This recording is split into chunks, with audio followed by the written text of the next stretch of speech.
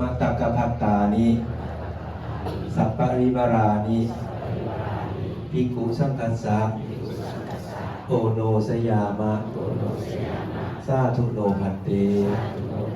ภิกขุสังโฆอิมานิเอตานิ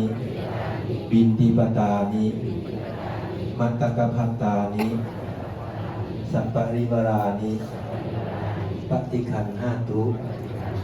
อัมหากันเจวะอุปัสสยาอาจาริยนังอาทินันจะยาทักกานังกาลกตานังทิคารตังอิตายะสุขายะข้าแต่พระสงฆ์ผู้เจริญพวกข้าน้อยทั้งหลายพ่อน้อมถวายเครื่องบิณฑบาตได้มัตตกภัตพร้อมด้วยเครื่องบริวารทั้งหลายเหล่านี้แก่พระสงฆ์พ่อพระสงฆ์จงรับเครื่องบิณฑบาตได้มัตตกภัตพร้อมด้วยเครื่องบริวารทั้งหลายเหล่านี้พวกข้าน้อยทั้งหลายเพื่อประโยชน์และความสุขแก่พวกข้าน้อยทั้งหลาย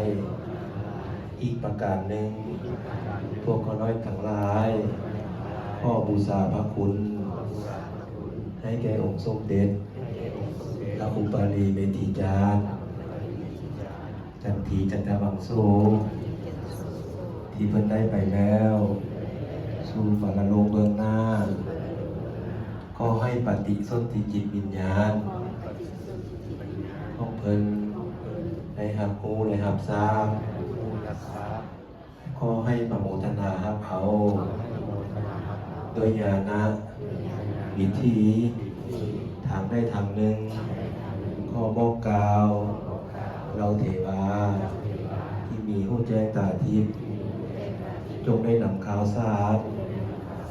การกุศลนี้ไปแจ้งให้เพิ่นทราบและขอให้เพิ่นประโมทนารับเอารับเขาแล้วขอจงให้เพิ่นไปสู่สุคติภพในโลกสวรรค์ตลอดถึงซึ่งพระนิพพาน